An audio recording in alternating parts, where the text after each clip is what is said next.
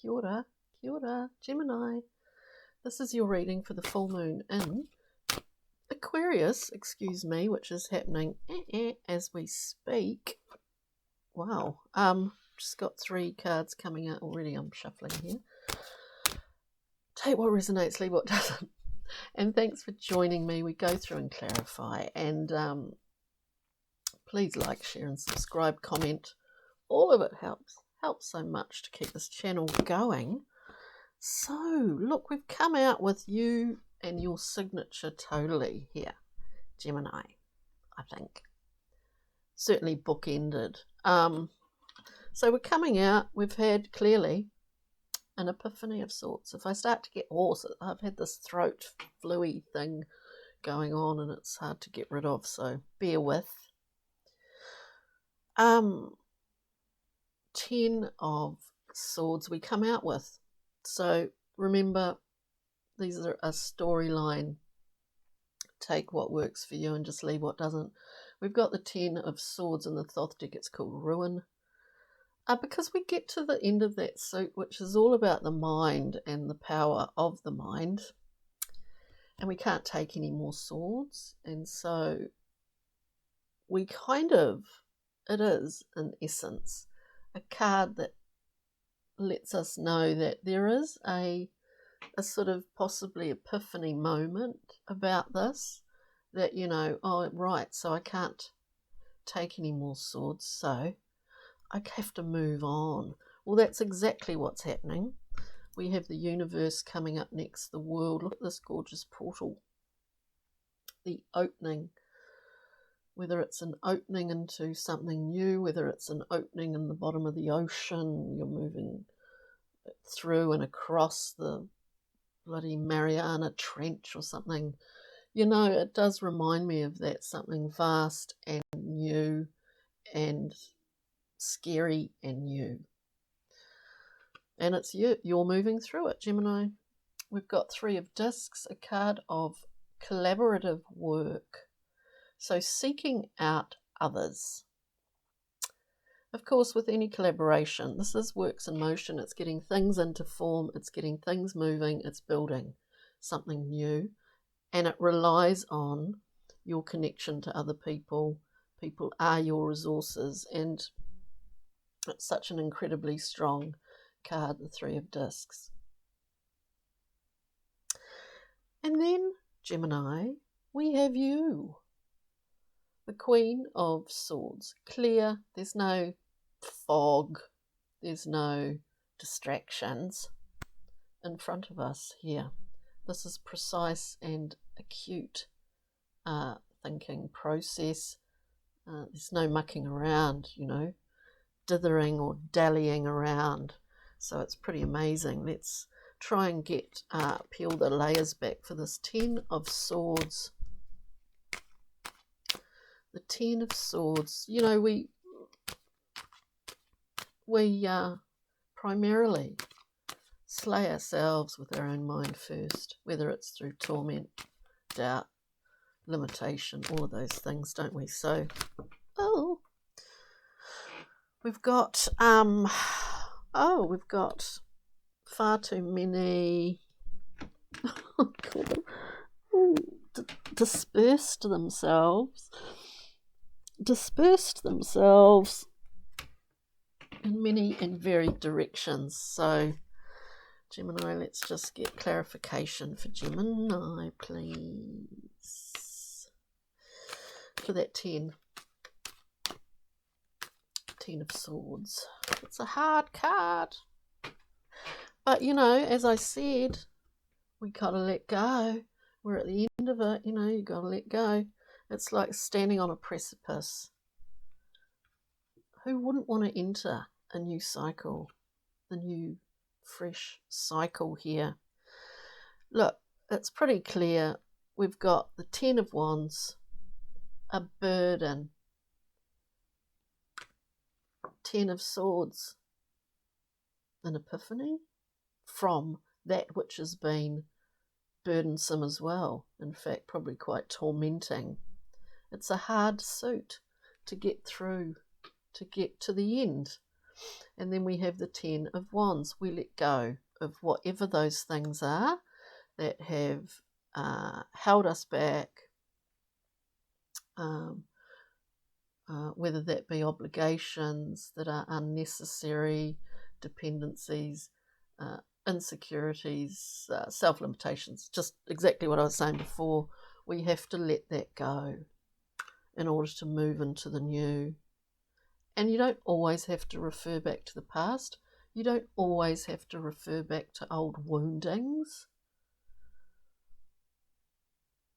They make up who we are, yeah. But I think, we don't want to anchor ourselves in some place and time that has passed.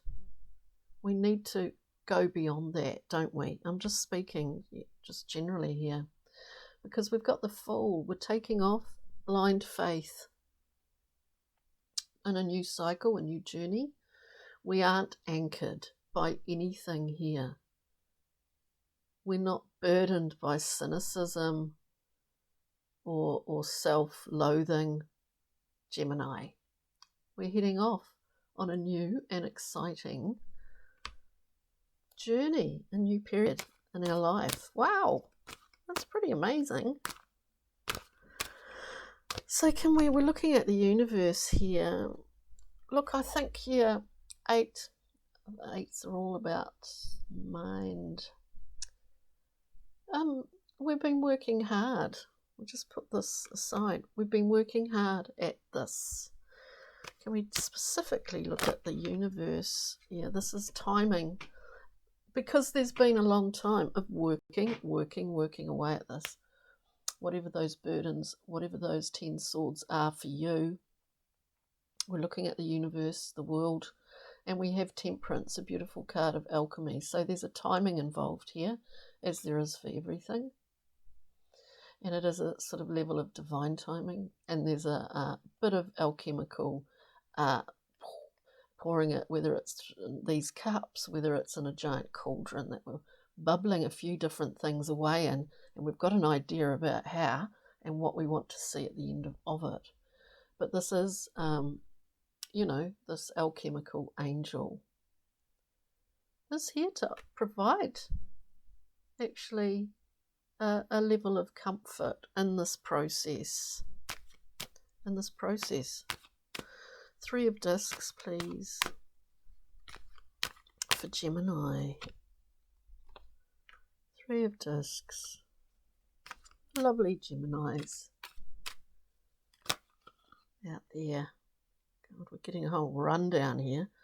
Like I was saying, we don't have to be anchored in our own past, always referring back to it, but I think we're getting an overview here. So first and foremost, for this works in motion, this is collaboration, building new things with others. It's collaboration. Three of Discs. We've got the Ace of Cups. See, we've got a lot of expansive heart energy, emotional energy to put out there. But then what we get is a sort of background, is some past. I do feel it to be. We've got what we all have, the Five of Discs at certain points in our life, choosing lack over gain, whether this is in the world around you, what you choose to do, who you choose to associate with, to choose lack over gain.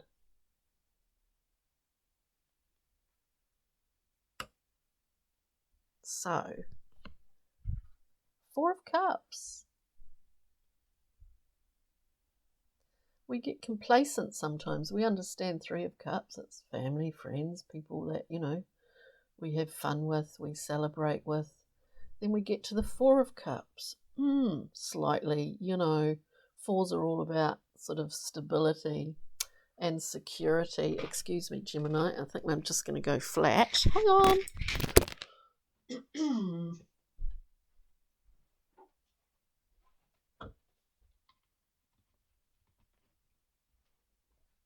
Sorry about that. Ooh. What was I saying? Oh, where are we? Stability and security in the Four of Cups. But, you know, water has to flow. And in this four, it's like, are we seeing opportunities? Did we see them in the past? Have we been reviewing where we didn't see something as an opportunity, as an offering from someone else, because we were so tied up with our own kind of level of victim mentality, which we all have. It's an archetype that exists in every human, and we play it out sometimes. The important thing is we understand it, what it is for ourselves on a personal level. And then the Seven of Swords. Trusting the gut here, trusting your instincts is really important. This, what one would call a little thief in the night, or your own self-saboteur, leaves two swords behind. What's the Two of Swords? It's like making a decision based on your intuitive abilities, whatever you see that to be, not on what you see around you. So this card encompasses those 5 swords, which is another hairy McCleary card, a little bit tricky, and also the Two of Swords. Self-saboteur, we all have that too. So as I said, indicated by that 10, we are our own worst enemy often, and I think Geminis can be, because there's just too much kind of going on up top in the psychology department. So we need to understand all these different archetypes that exist within us. This shows us a background, and this shows us the past, and this shows us what's happening right now, which is pretty clean and clear, and it's for us to use. And we do have our patron saint, the Queen of Swords, to guide us. We take on that mantle, Gemini. So let's look at the Queen of Swords.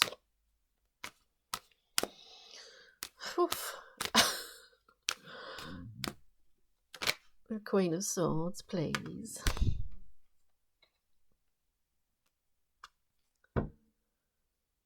Trust. Trust is just what I hear. Trusting. We can trust other people. Queen of Swords. I think this came up in a Taurus reading, I think, too. You know, we've got that Queen of Swords, we've got the Knight of Swords, and the Knight does the Queen's bidding, as it were. Now, whether these are personalities within yourself or in your life, or whether they're just symbolic images, that's up to you to interpret, isn't it? But the Knight does the Queen's bidding. Very efficient. There's no emotion involved here. It's about cleaning and clearing. Whether that's cleaning and clearing your own sort of emotional slate. Because sometimes I think we have to delineate, to draw a line, that we can't keep regurgitating and masticating on old stuff, you know, Gemini. Because there's new things coming through. King of Pentacles. Stability, security, reliability. And maybe, you know, maybe we are seeking people to have around us like this in our lives, you know, whereas possibly in the past we haven't. It could be anything like that. So it's all kind of interesting. But can we get a Brian Froud, Pixie and Fairy? From the Pixie and Fairies, a little glimmer of this general overview for Gemini, please.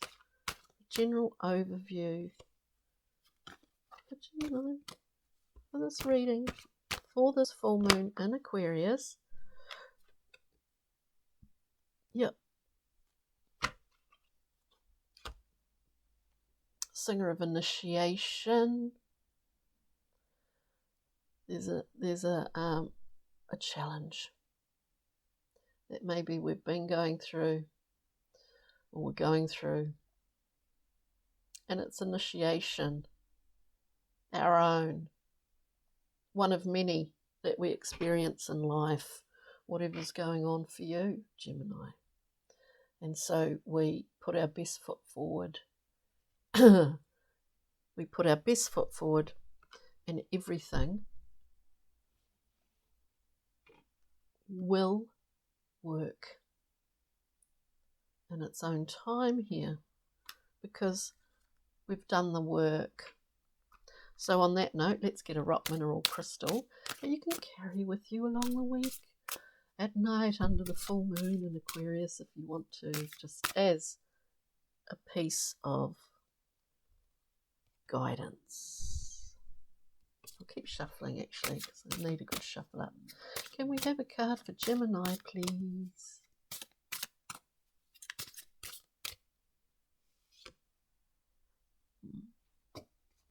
It's funny, I think Aquarius got this card as well. I don't know why I'm referring back to the past, which was yesterday. Okay, so Gemini, you've got Moldavite, which is pretty powerful. Green stone, healing, protection, telepathy and connection. And we are talking about fostering some pretty strong connections in this reading. We're shedding a little bit of shit from the past that we don't need to refer back to, cleaning the emotional slate a wee bit. It's a really nice reading. Take good care. Thanks for joining me. We'll see you next time. Ka kite, Gemini. Bye.